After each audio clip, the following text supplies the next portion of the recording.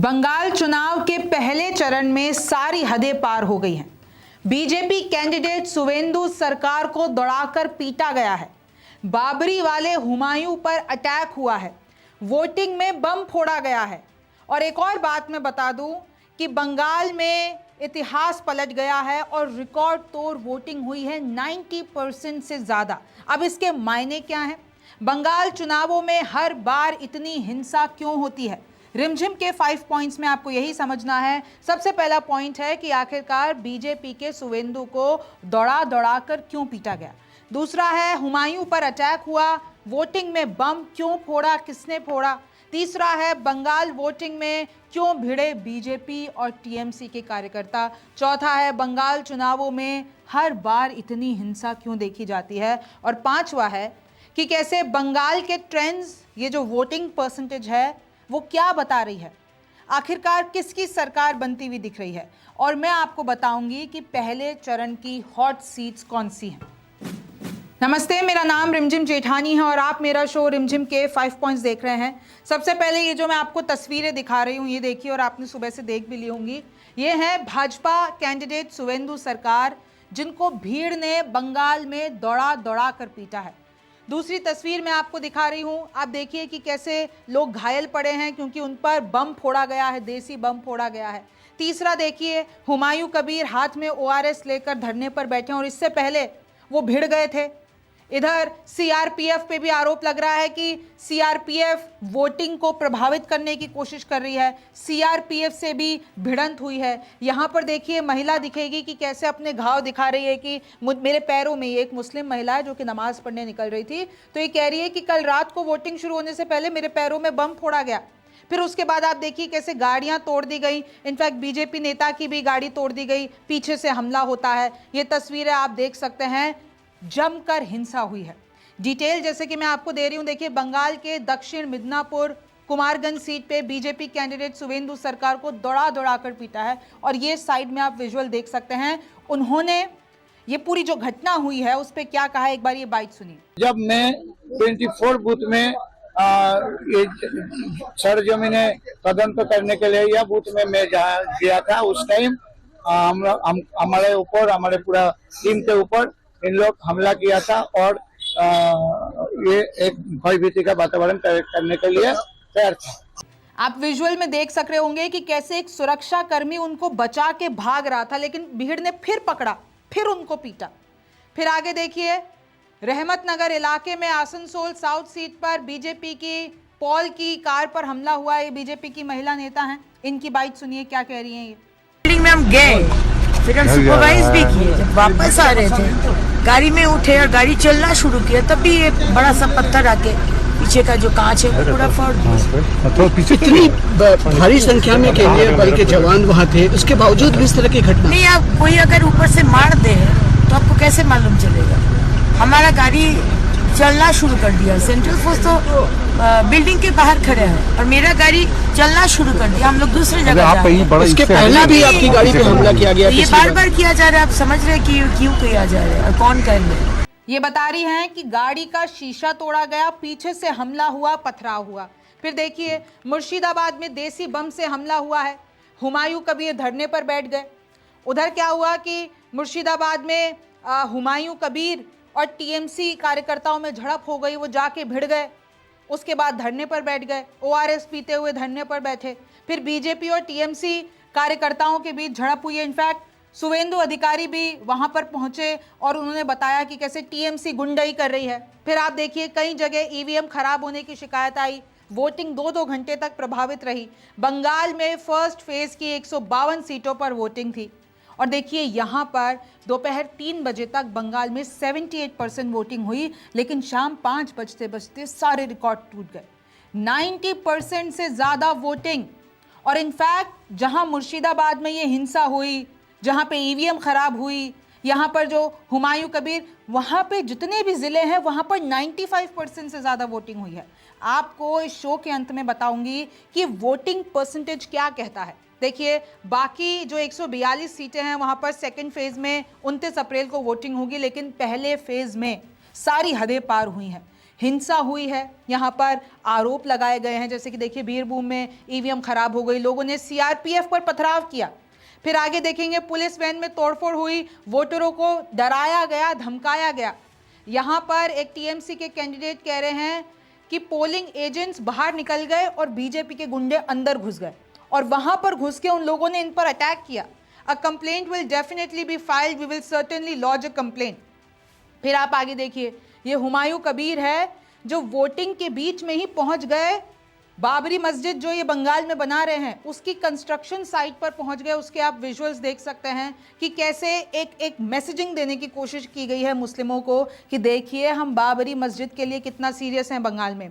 फिर इस बार इधर बताया जा रहा है कि जितनी भी बुर्का में महिलाएं आई थी उन सब का आइडेंटिफिकेशन हुआ है, उन सब का बुर्का हटाकर उनकी आइडेंटिटी देखी गई है, उनको चेक किया गया है और तभी उनको वोट देने दिया गया है। फिर आप आगे देखिए, the central armed paramilitary forces personal dispersed crowd. यहाँ पर इस वीडियो में आपको ये जितने भी जवान हैं वो भगाते हुए नजर आएंगे भीड़ को, क्योंकि वो लोग दिक्कत करने की कोशिश कर रहे थे तो उनको डिस्पर्स करने के लिए इन लोगों को एक्शन लेना पड़ा। फिर इनकी बाइट मैंने आपको सुनाई दी है, जो बीजेपी नेत्री है कह रही है कि भैया ऐसा है कि मैं तो बच गई लेकिन हमारे जो पीछे बैठे थे आदमी उनको हल्की सी लगी है।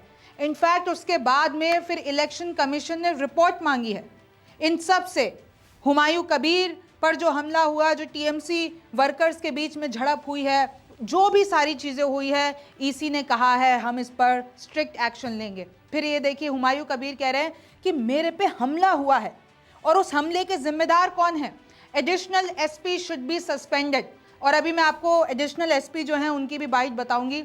ये एक आदमी है, ये कह रहे हैं कि देखिए सनी नाम है इनका, ये कह रहे हैं कि जैसे ये मालतीपुर में वोटिंग दे रहे थे तो मेरी माँ वहाँ पर बेहोश हो गई, क्योंकि इस बार क्या है कि वहाँ पर इतनी गर्मी है, इतनी गर्मी में सोचिए अगर 90-95% तक वोटिंग हुई है तो इस बार कुछ बहुत बड़ा मामला लग रहा है। आपको पता है बंगाल में ऑलरेडी एसआईआर का मुद्दा बहुत बवाल हुआ, उस पर यह कहा गया कि बीजेपी एसआईआर के माध्यम से ममता बनर्जी के वोट जो है हटा के और ख़ुद की सत्ता लानी चाहिए। बहुत सारी चीज़ें हुई, लेकिन यहाँ पर ये देखा जा सकता है कि कैसे ये जो शख्स बता रहा है कि जो उनकी माँ है वो वोट देने लाइन में लगी हुई थी, अचानक उनको चक्कर आए और उनकी वहीं पे ही मौत हो गई।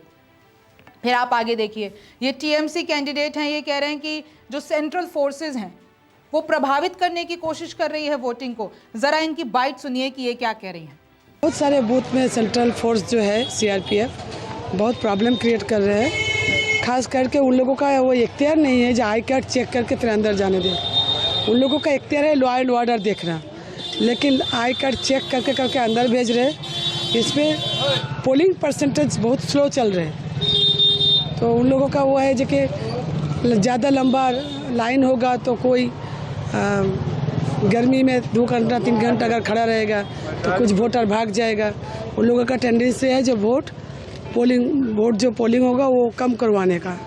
और देखिए जैसे कि मैं आपको शुरुआत में बता रही थी, ये एक महिला है, वो ये कह रही है कि भैया मैं नमाज़ पढ़ने घर से बाहर निकली थी, अचानक 2 लड़के आते हैं, बंगाल की बात हो रही है, और वो मेरे पैरों में देसी बम फोड़ के चले जाते हैं और उसके बाद ये घायल हो जाती है। मुर्शिदाबाद की ये खबर है। फिर आप ये देख सकते हैं कांग्रेस के कैंडिडेट हैं अधीर रंजन चौधरी, वो पहुंचते हैं और फ़ोन लगाते हैं कि यहाँ पर ईवीएम खराब है, तुम लोग क्या कर रहे हो। ज़रा इनकी बाइट सुनिए आप।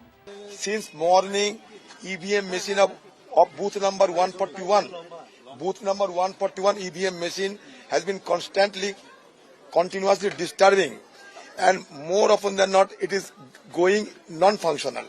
फिर आप यहाँ पर देख सकते हैं ये महिला ये बताने की कोशिश कर रही है मुर्शिदाबाद में कि जो बम फोड़ा गया है वो किसने फोड़ा अभी तक क्लियर नहीं है, लेकिन ये घटना हुई है 8 से 8:30 के बीच में और हमें नहीं पता कि कौन से नेता इसके लिए जिम्मेदार हैं, लेकिन बम से हमला हुआ है। और देखिए ये जो एएसपी माजिद खान हैं वो ये बोलते हुए यहाँ पर दिख रहे हैं कि भाई सिचुएशन जो है एकदम पीसफुल है, कुछ भी नहीं हुआ है, नथिंग हैज़ हैपेंड एनीवेयर। लेकिन वहाँ की जो सच्चाई है, वहाँ की जो वीडियोज़ हैं वो सच बता रही है। इनफैक्ट अगर मैं आपको बताऊँ तो देखिए वेस्ट बंगाल इलेक्शन में अब आपके मन में सवाल होगा, हर बार जब भी बंगाल का चुनाव आता है, चाहे वो विधानसभा हो, चाहे वो लोकसभा हो, चाहे इनफैक्ट वो लोकल इलेक्शंस हो, लोकल इलेक्शंस में तो न जाने 50 से ज़्यादा, पिछली बार जो लोकल इलेक्शन हुए थे 50 से ज़्यादा मौत हो गई थी।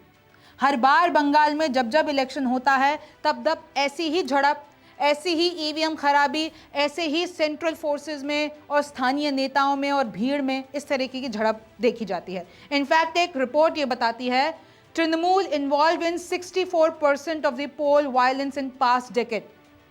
अगर हम एक ये पिछले दशक की बात करते हैं तो जो टीएमसी है वो 64% जिम्मेदार है इस वायलेंस के लिए। दूसरे नंबर पर है बीजेपी 27% और उसके बाद है लेफ्ट 10%।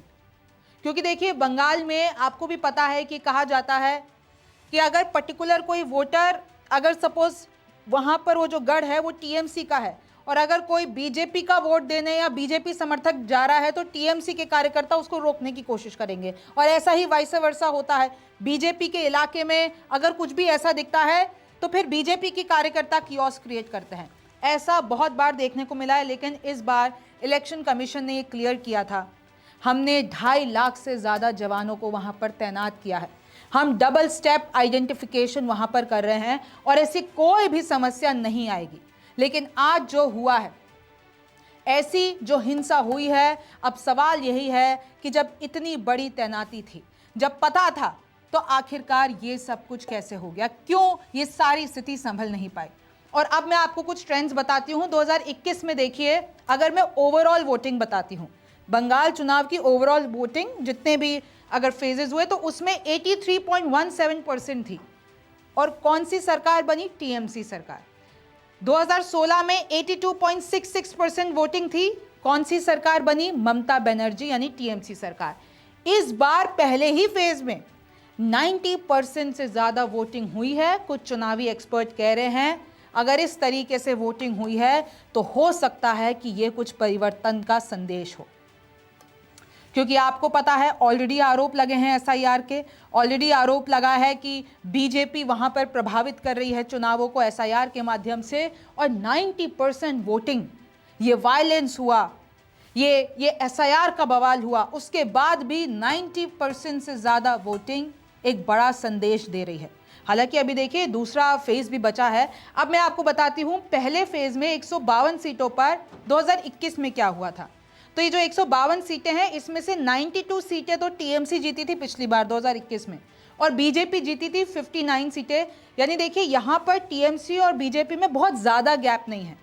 तो इस बार कहा जा रहा है बहुत टक्कर की लड़ाई ये रही है। फिर आप देखिए जो मैं आपको बता रही थी कि पहले फेज की 4 बड़ी सीटें, 4 हॉट सीटें कौन सी हैं। नंदीग्राम में देखिए टीएमसी के पवित्र कर वर्सेस बीजेपी के शुभेंदु अधिकारी, और मैंने आपको बताया शुभेंदु अधिकारी पहुंचे थे बूथ पे। जरा उनकी बाइट सुनिए कि वो क्या कह रहे हैं। 38 कुमारगंज विधानसभा इलाका में चालू 900 ग्राम ऐसे नाम को कोई कई जगह है, अंचल है, जहाँ शायद 8-10 बूथों में हम लोगों का जो पोलिंग एजेंट है उनको बाहर किया गया था, लेकिन मैं खुद आके इन लोगों को अंदर घुसाया। और जब मैं 24 बूथ में ये सरजमीने तदंत करने के लिए या बूथ में मैं जहाँ गया था, उस टाइम हमारे ऊपर, हमारे पूरा टीम के ऊपर इन लोग हमला किया था और ये एक भयभीति का वातावरण करने के लिए तैयार था। दूसरी हॉट सीट है खड़गपुर सदर, टीएमसी के प्रदीप वर्सेस बीजेपी के दिलीप घोष। तीसरी हॉट सीट है बहरामपुर, कांग्रेस के अधीर रंजन, जैसा कि मैंने आपको वीडियो में भी पहले बताया, और बीजेपी के सुब्रत। और डोमकल से हुमायूं कबीर जो कि एजेयूपी पार्टी के हैं वर्सेस लेफ्ट के मुस्तफिजुर। यहाँ पर मुस्लिम वोट ही डिसाइड करते हैं कि कौन जीतेगा कौन नहीं जीतेगा। और आपको ऑलरेडी पता है हुमायूं कबीर और ओवैसी का पहले गठबंधन हुआ था। जैसे ही हुमायूं कबीर का एक स्टिंग ऑपरेशन टीएमसी रिलीज कर देती है कि हुमायूं कबीर तो बीजेपी से पैसे ले रहे हैं, तैसे ही ओवैसी अपना हाथ खींच लेते हैं और कहते हैं हुमायूं कबीर से मेरा कोई गठबंधन नहीं है। लेकिन हुमायूं कबीर और ओवैसी, वहाँ पर यह कहा जा रहा है कि जो ममता बनर्जी का मुस्लिम वोट है, कहीं ना कहीं ओवैसी और हुमायूं कबीर उस मुस्लिम वोट को बांट देंगे, यानी कि वोट कटवा साबित होंगे। और इसका फायदा किसको होगा? बीजेपी को होगा। फिर आप देखिए, जैसे कि मैं आपको बता रही थी, शाम 5 बजे तक बंगाल में 90% से ज़्यादा वोटिंग हुई। अब देखिए दूसरे फेज़ में भी अगर इतनी ही वोटिंग परसेंटेज रहती है, रिकॉर्ड टूटता है, तो इस बार शायद बंगाल में परिवर्तन हो सकता है। और देखिए ऐसी कोई बात नहीं है, अगर ज़्यादा, क्योंकि आपने देखा पिछली बार भी 80 से ज़्यादा हुई थी तो टीएमसी सरकार बनी थी, तो ये जो ट्रेंड्स हैं वो हमेशा सही साबित नहीं होते हैं। हो सकता है कि जो एसआईआर का गुस्सा है वो निकले इस बार, और इस बार जो ममता बनर्जी ने नैरेटिव सेट किया है वो जीत जाए। अब खैर ये तो 4 मई को पता चलेगा। आपको क्या लगता है मुझे कमेंट सेक्शन में ज़रूर बताइए। मेरा नाम रिमझिम जेठानी है, आपसे फिर मुलाकात होगी।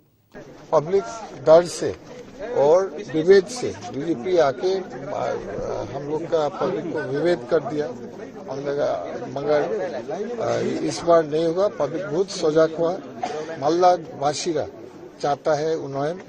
आपका गंगा भांगन ठीक नहीं हो रहा है, दो सरकार नहीं देख रहा है। यहाँ जॉबलेसनेस बहुत फैक्टर है, बाहर जाने दूसरा स्टेट जाने पड़ रहा है। आप लोग की यहाँ म्यूनिसिपैलिटी नहीं बन रहा है, इतना प्रॉमिस करने का। तो राज्य सरकार केंद्र सरकार ये जो इन लोग का जो प्रचेष्टा है पब्लिक को विभेद करने के लिए, ये नहीं चलेगा। हम लोग का विश्वास है इस बार कांग्रेस बहुत अच्छा करेगा। मालदा डिस्ट्रिक्ट हम लोग का अच्छा रिकवरी हो। इनको जवाब पब्लिक देगी, आम आदमी देगी। इनको जो गुंडागिरी कर रहा है ना टीएमसी, उनको गुंडागिरी खत्म हो जाएगी 4 मई 2026। गुंडागिरी सारे शांत हो जाएगी। आपका गाड़ी को तोड़ा गया है, देखा आपका जो वर्कर है उनको भी मारा गया है, स्टोन पेंटिंग हुआ है, ईंटा पत्थर फेंका गया है। आपको वो अचानक हमला किया। अचानक मैं जो रोड में खड़ा था, 2 घंटा खड़ा था, वो को मैं निकल के आ रहा, उसी टाइम अचानक मेरे ऊपर हमला किया। तो मेरा को जो आदमी इकट्ठा हुआ, उसी टाइम वो भी एक्शन लेने के लिए तैयार हुआ। तो पुलिस वाला मेरा लोगों को ऊपर लाठी चलाया।